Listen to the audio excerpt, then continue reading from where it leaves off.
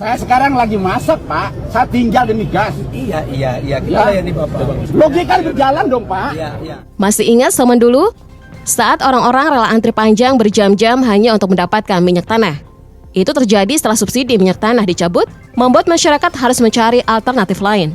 Sebagai solusi, pemerintah kala itu memperkenalkan gas dalam tabung berukuran 3 kg yang bentuknya mirip melon. Namun kini sejarah seolah terulang. Lagi-lagi kita harus antri panjang bahkan sejak subuh demi mendapatkan tabung gas tersebut. Dan ironisnya meskipun sudah menunggu berjam-jam, belum tentu kita mendapatkannya. Jadi bagaimana langkah pemerintah menghadapi masalah ini? Apakah ada solusi nyata yang bisa mengatasi kelangkaan dan antrean panjang ini? Mari kita bahas lebih dalam. Saya lagi membuat aturan agar mereka statusnya dinaikkan menjadi pangkalan. Mekanismenya, Pak? Lagi saya atur. Tapi apa sebenarnya yang menyebabkan kelangkaan LPG 3 kg ini terjadi begitu tiba-tiba? Ternyata jawabannya ada pada rencana pemerintah yang akan memangkas kuota LPG bersubsidi untuk tahun 2025. Nah, mari kita lihat datanya. Menurut anggota Komisi 10 DPR, Nevi Suarini, pada tahun 2024 saja, distribusi LPG 3 kg untuk wilayah Jakarta mencapai 414.134 metrik ton. Namun tahun ini kuotanya dikurangi menjadi hanya 407.555 metrik ton. Memang selisihnya terlihat kecil tapi dampaknya cukup terasa bagi masyarakat. Pemangkasan kuota ini otomatis mengubah mekanisme distribusi yang akhirnya berujung pada antrian panjang dan kelangkaan di beberapa daerah. Namun Menteri Energi dan Sumber Daya Mineral Bahlil Lahadalia punya pandangan berbeda. Menurutnya kelangkaan ini sebenarnya bukan karena kuota yang dipangkas, melainkan akibat adanya pembatasan pembelian. Pemerintah sengaja menerapkan aturan ini agar distribusi lebih merata dan tepat sasaran. Kita melakukan penataan ini kan dalam rangka memastikan bahwa subsidi itu tepat sasaran. Jadi aturan baru ini mengharuskan masyarakat membeli LPG 3 kg hanya di pangkalan resmi yang terdaftar di Pertamina. Selain harga jual di pangkalan resmi lebih sesuai dengan harga eceran yang ditetapkan pemerintah alias lebih murah dibandingkan di warung atau pengecer. Di sana juga ada jaminan takaran yang lebih akurat. Tapi apakah kebijakan ini benar-benar bisa mengatasi masalah atau justru menjadi masalah? Dari sisi pemerintah, kebijakan ini mungkin terlihat sebagai solusi ideal. Namun kenyataannya di lapangan tidak sesederhana itu. Hingga saat ini jumlah pangkalan resmi Pertamina di seluruh Indonesia baru mencapai sekitar 259.226 unit. Masalahnya akses masyarakat di pangkalan-pangkalan ini masih terbatas. Karena itulah Menteri Bahlil menyarankan agar para pengecer mendaftarkan diri menjadi pangkalan resmi. Dengan begitu, mulai Maret nanti tidak akan ada lagi pengecer gas LPG 3 kg. Tujuan utama kebijakan ini adalah untuk meningkatkan jumlah pangkalan resmi Pertamina dan memastikan distribusi lebih terkendali. Namun ada hal yang perlu menjadi perhatian.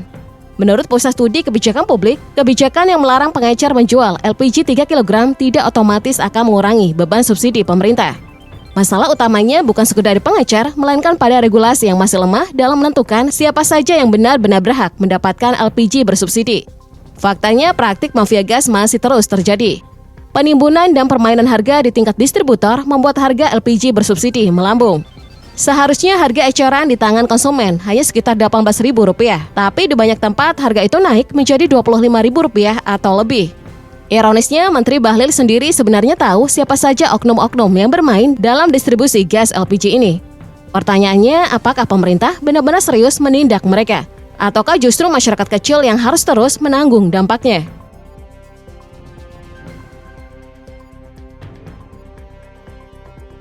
Masalah-masalah inilah yang akhirnya langsung dirasakan oleh masyarakat.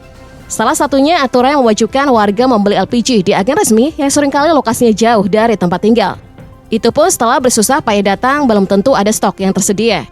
Jadi tak heran kalau banyak warga akhirnya meluapkan kekesalannya. Seperti yang terjadi saat Menteri SDM Bahlil Lahadalia turun langsung memantau distribusi gas di kota Tangerang, Banten. Saya sekarang lagi masak, Pak. Saya tinggal demi gas. Iya.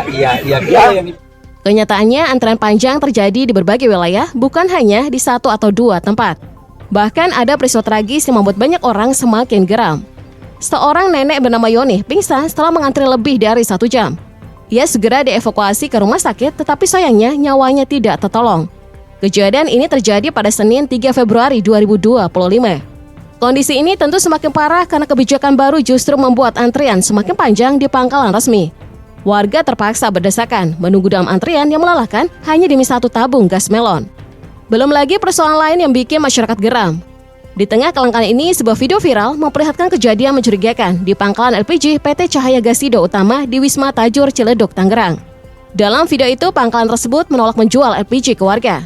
Alasannya, ratusan tabung yang baru saja di-drop sudah ada pemiliknya. Udah nggak usah pusing. Punya orang punya siapa, Bu? Kita mau beli, Bu. Masa dipersulit? Hah? Mau buat apa? Mau buat ibu timbun? Hah? Pertanyaannya, siapa sebenarnya pemilik ratusan tabung gas ini? Warga biasa? Atau justru mafia gas yang sama ini bermain di balik layar? Bukan hanya stok yang terbatas, harga LPG 3 kg pun ikut melonjak akibat kendala distribusi. Di beberapa daerah, lonjakannya bahkan sangat drastis. Contohnya di Kabupaten Mahakam Ulu, Kalimantan Timur. Harga satu tabung gas melon bisa tembus Rp65.000. Keputusan pemerintah yang melarang penjualan LPG di luar agen resmi juga berdampak besar. Bukan hanya menyulitkan konsumen, tapi juga mematikan usaha kecil yang selama ini bergantung pada penjualan gas. Masyarakat pun mulai angkat suara. Salah satunya Husnul Khotimah, seorang ibu rumah tangga di Palmerah, Jakarta. Ia mengaku pernah tidak bisa memasak selama 3 hari karena pangkalan gas di dekat rumahnya tutup akibat kehabisan stok. Biasanya saat pangkalan kosong, Husnul bisa mencari gas di warung-warung terdekat. Tapi sekarang karena pengecer dilarang berjualan, ia terpaksa berkeliling dari satu warung ke warung lain demi mendapatkan satu tabung gas. Keluhan serupa juga muncul di media sosial. Seorang ibu di TikTok meluapkan kekesalannya karena gas yang seharusnya diperuntukkan bagi rakyat kecil justru semakin mahal, langka, dan sulit diakses. Gas katanya biar gampang. Gampang tai, gampang. Sekarang nih susah banget gas nih, nyari di mana juga ada. Bahkan di Tangerang ada warga yang sudah antri sejak pukul 10 pagi. Tetapi saat ingin membeli gas, mereka dimintai melengkapi syarat tambahan seperti fotokopi KTP. Kalau terus begini, bukan tidak mungkin masyarakat bakal kembali masak dengan kayu bakar. Wajar saja kalau seorang bapak dalam video viral bercanda dengan nada satir, "Oke gas, mau masak, langka gas." Oke gas, oke gas. Mau masak langka gas. Kisruh soal kelangkaan gas 3 kg ini membuat kisruh di DPR. Menteri SDM Bahlil dicecar DPR soal polemik ini. Anggota DPR bahkan meminta untuk mencabut keputusan pemerintah untuk menghapus penjualan gas LPG 3 kg ke pengecer atau warung kelontong. Cabut, tarik, dan sampaikan kepada Pertamina untuk menunda sementara pemberian izin kepada pengecer. Sekarang ini hilangkan dulu Pak Menteri, karena ini gaduh. Anggota Komisi 12 DPR, Ratna Juwitasari, juga meminta pemerintah untuk segera menyelesaikan masalah gas LPG 3 kg bersubsidi yang langka di sejumlah daerah. Bukan cuma itu, Ratna juga meminta Bahlil memastikan kalau target penerima subsidi tepat sasaran. Menurutnya, pelarangan pengecer menjual gas LPG 3 kg memang untuk memastikan distribusi gas melon ini. Hanya saja kebijakan yang diambil seharusnya tidak boleh membuat LPG 3 kg langka. Dan juga seharusnya dibuat dulu mekanismenya. Yang disayangkan pernyataan Bahlil, mekanismenya baru sementara diatur, tapi kebijakannya sudah jalan. Mekanismenya, Pak? Lagi saya atur. Sangat disayangkan karena imbasnya ke siapa? Pasti ke rakyat kan? Adanya protes dari masyarakat, Presiden Prabowo pun turun tangan untuk membatalkan aturan ini. Bahkan Prabowo sampai harus meminta saran ke mantan Wakil Presiden Yusuf Kala untuk masalah ini saat bertemu di Istana Kepresidenan. Setelah DPR dan pemerintah sudah berkoordinasi terkait aspirasi publik soal gas LPG 3 kg. Hasilnya Presiden Prabowo Subianto memerintahkan Menteri SDM Bahlil Lahadian untuk mengaktifkan kembali pengecor gas LPG 3 kg. Ketua Harian DPP Partai Gerindra, Sufmi Dasko Ahmad, juga menyebut kalau Prabowo memerintahkan agar kementerian memastikan pengecer tidak menjual harga mahal ke masyarakat. Dia juga mengingatkan agar pengecer tertib. Ini aneh kan? Sufmi Dasko Ahmad bahkan menyebut kalau larangan pengecer untuk menjual LPG 3 kg bukan kebijakan dari Presiden Prabowo Subianto. Menteri menerapkan kebijakan, Presiden membatalkan. Kesannya antar pemerintah tidak saling sinkron, seolah tidak mesra. Pengencer-pengencer yang jauh statusnya dinaikkan menjadi pangkalan, tidak menjadi pengencer. Tapi pada intinya kebijakan untuk menjadikan subsidi gas 3 kg bisa tepat sasaran bakal pasti dilaksanakan. Masa transisinya sampai bulan Maret. Tapi siapa saja sebenarnya yang berhak subsidi ini? Sebenarnya kelompok yang berhak menerima sesuai dengan kebijakan pemerintah adalah rumah tangga, usaha mikro.